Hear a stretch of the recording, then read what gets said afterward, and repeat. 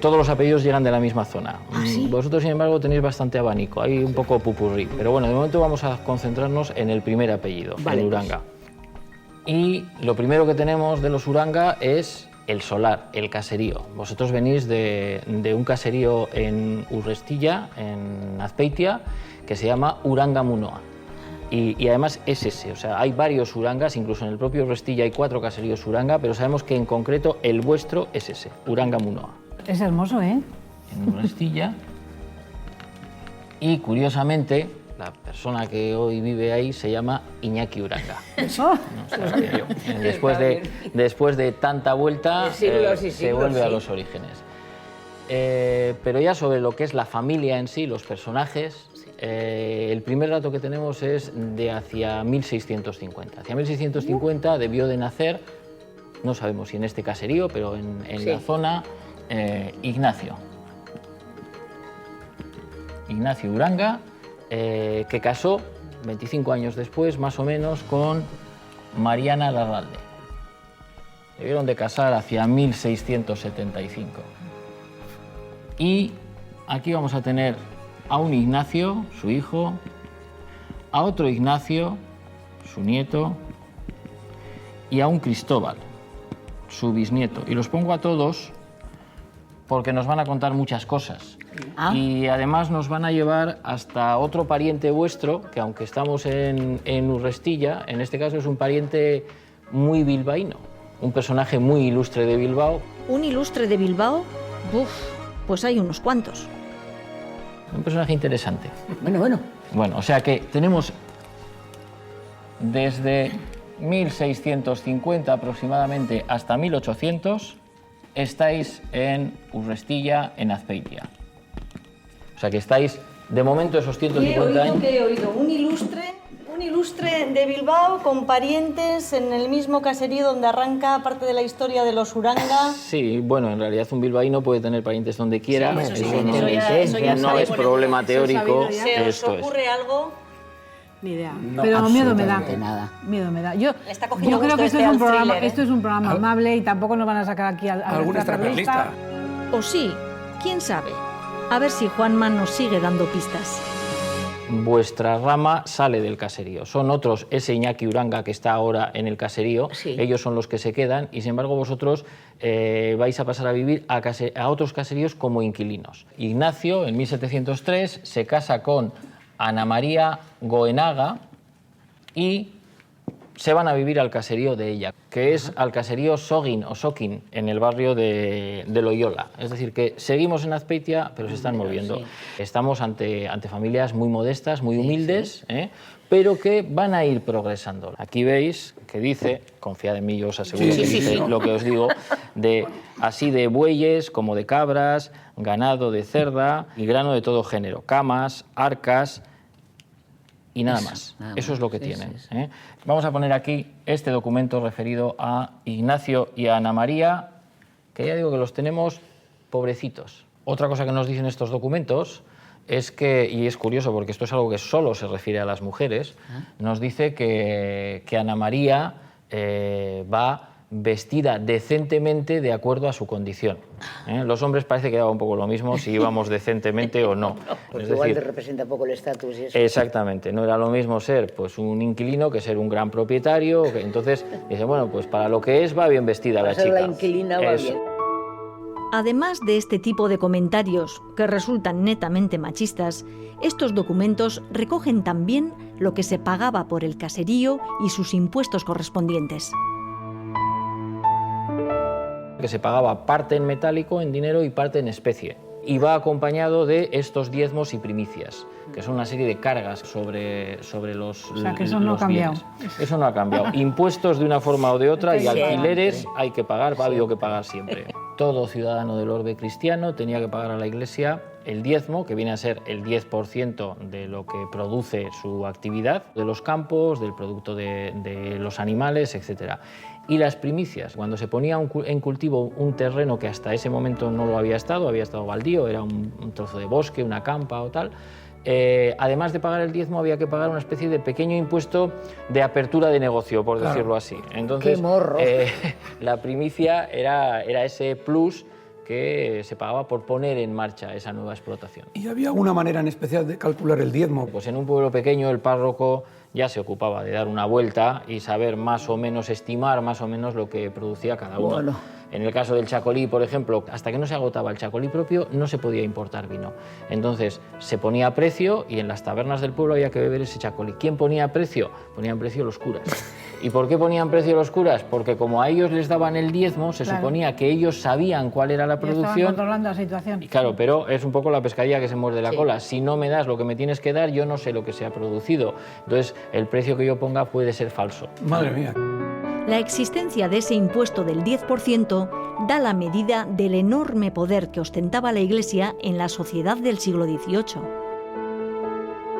Tanto es así que, por ejemplo, en un documento de Ignacio y Ana María, una de las cosas que se dice que tienen es el ajuar del ataúd. A nosotros Ay, por favor. no se nos ocurre tener el ajuar del ataúd. No, ya, pero sin embargo nosotros pagamos a una determinada compañía de seguros Sí, es verdad. para ir para que hagas Bueno, eso. pagaban, yo no. Bueno, yo no pagaban, soy- pero no. yo tampoco pago. Pero es verdad que hay mucha gente que está pagando todos los meses una Sí, pequeña sí, cantidad señor. para el día que te mueras tener ese tema solventado. Eso también. Sí, antes se pagaba una cosa que se llamaba el ocaso. Eso es. ¿Cuándo les venía bien, por ejemplo, a los inquilinos? ¿Había algunas fechas en las que les venía bien a los inquilinos pagar la renta a los Es caseros? una cosa que varía bastante, pero lo más habitual es que se pagara por San Martín, que es cuando se hace la matanza, El cerdo, y que claro. cuando Todo están un cerdo poco, de- eso, y Cuando están un haces poco el en reparto de caliente, los chorizos, eso sí. es. Y también se han recogido buena parte de las cosechas ya. Claro. Y luego muchas veces también se traslada el pago a Navidad, a la Feria de Santo Tomás. En la Feria de Santo Tomás es el momento en que muchas veces los aldeanos, los Bajaban basarritarras, al- venden. Ya y- tienen liquidez para poder tienen pagar la liquidez renta. y entonces pagan la parte metálica. Es difícil saber cuánto y cuánto, pero parece que como 2/3 solía ser en dinero y 1/3 en especie. A una abuela nuestra no es de los Urangaes, es de La Pacha. No sé si era también Amézaga.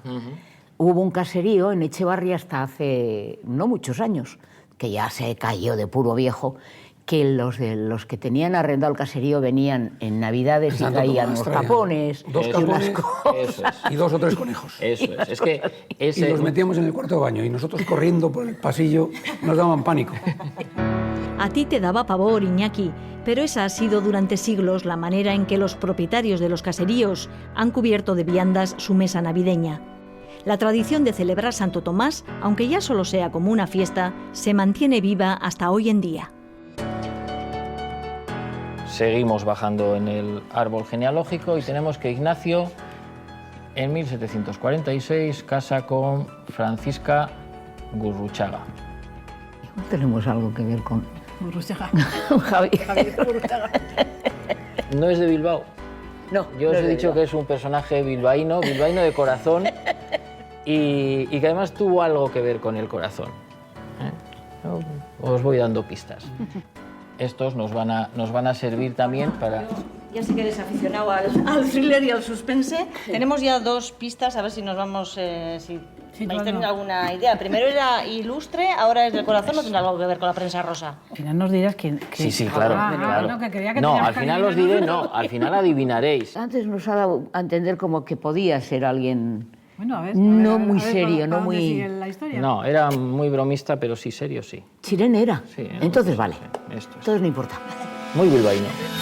Tranquilos, en unos minutos se resuelve el misterio.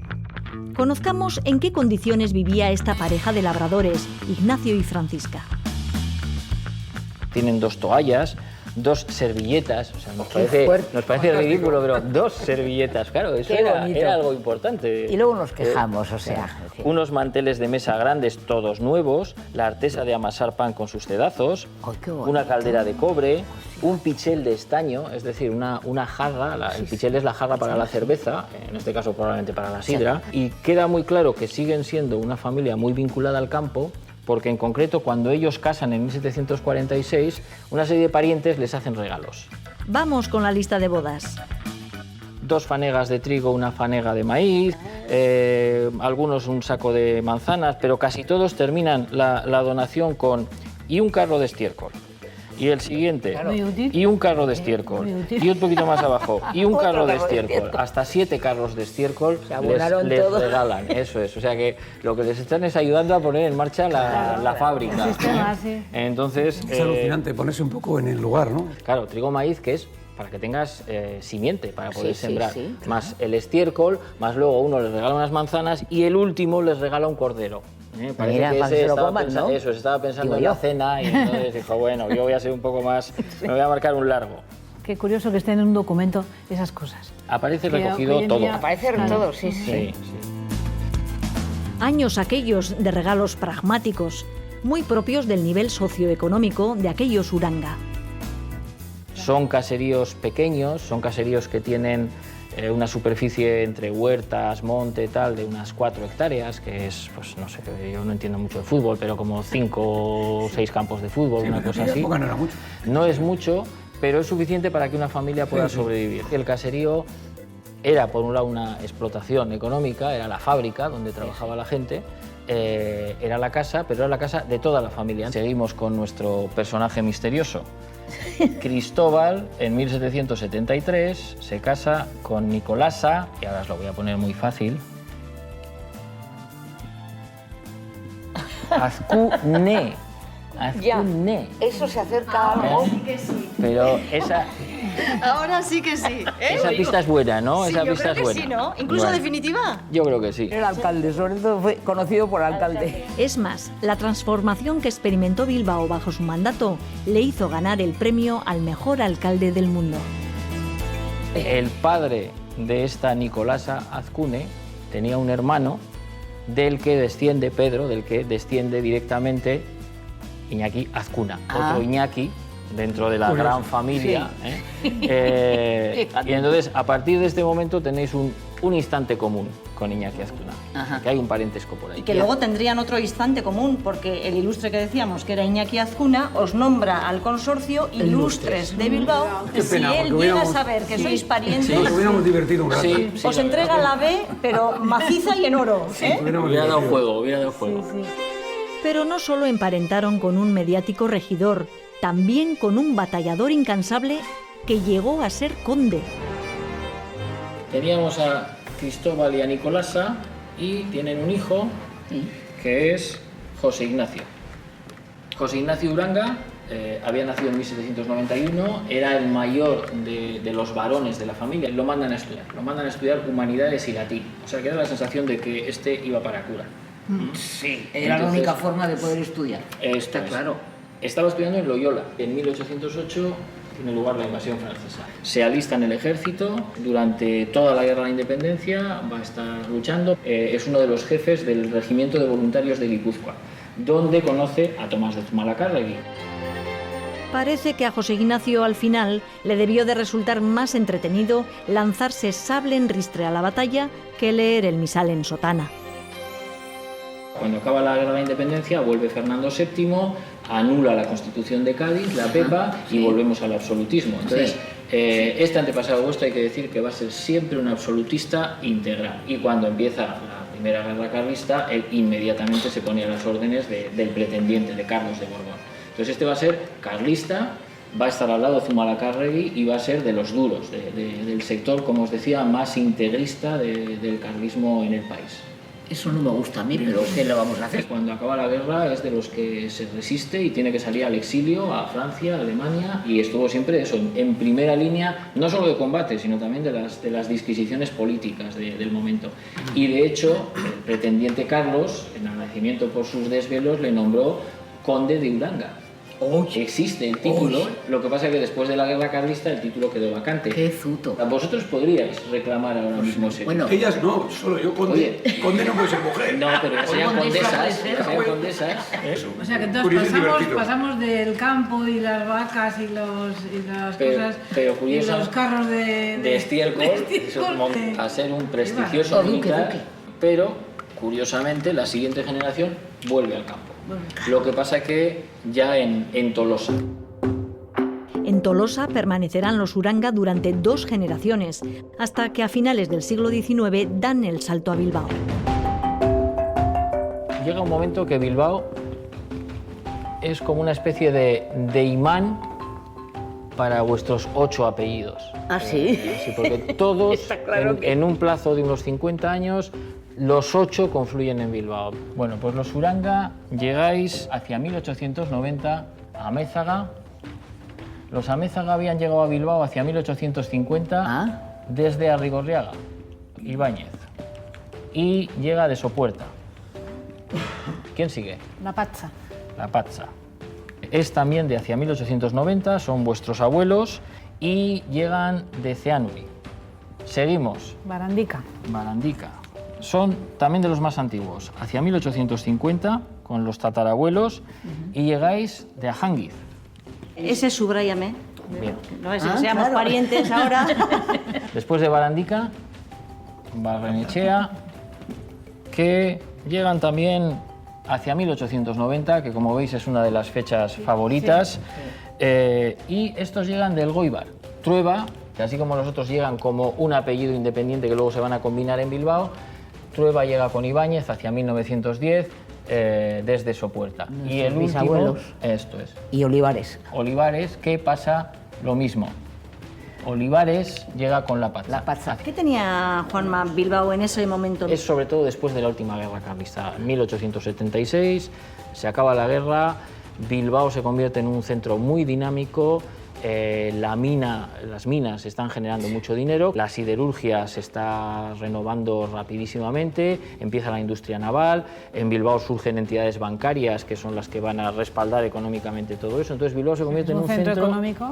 y absorbe gente. Muchas mujeres vienen a trabajar como criadas en Sí, señor. casas bilbaínas, pero luego también muchos hombres que van a venir, unos a trabajar en las minas de Miribilla, que está dentro de Bilbao. Hay fábricas y luego, claro, hace falta gente que oferte servicios para toda esa gente. Los Amézaga lo que tienen es una paragüería en el portal de Zamudio. El portal de Zamudio, una paragüería y clínica de bebés, porque vendían Arreglaban muñecos y arreglaban muñecos. No habré visto yo procesiones desde ese escaparate ahí pegada, Claro, porque de es chiquitina. por donde pasan todas. Ya sabéis que nos gusta completar nuestro árbol ilustrándolo con los personajes que le dan vida, así que vamos allá. Aquí tenemos a vuestros abuelos paternos, Eso es. Uranga Ibáñez. eso es, y aquí el lado materno. Toda la Y las cuadrilla. encartaciones y la Pacha, Amézaga la Pacha. Bueno, y aquí ya estáis Estamos. vuestros padres, Uranga Mézaga estamos ahí. Uranga, Amézaga. Bueno, y en esa foto estamos 8 8 de hermanos. los Faltaba la pequeña, miren. Que no había nacido todavía. Y ¿Cuántos ahí años tú, estamos. Iñaki, tú eres uno de los bebés? Sí. El rollizo, el rollizo. Hay una que parece una gitanilla que soy yo. Estíbaliz. Sí. Ahí estamos. 8 apellidos, 8 hermanos. Ha dado de sí la historia de los Uranga. Antepasados carlistas, parentescos con ilustres alcaldes y condes, procedencias diversas. Veamos qué es lo que más les ha llamado la atención. Muchas cosas, pero... Nuestro pariente militar, por Sí, ejemplo. muchísimo.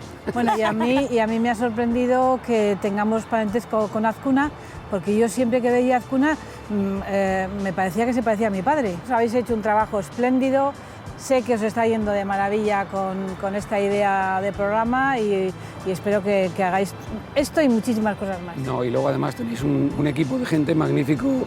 Nos lo hemos pasado de maravilla. Un ¿De las placer. sorpresas alguna Tenéis que buen os ha, rollo, muy os buen ha gustado? rollo. Bueno, lo del otro día de San Vicente, El Eres tú en San Vicente, eso fue una patada. además bonito, cantado con gusto, con...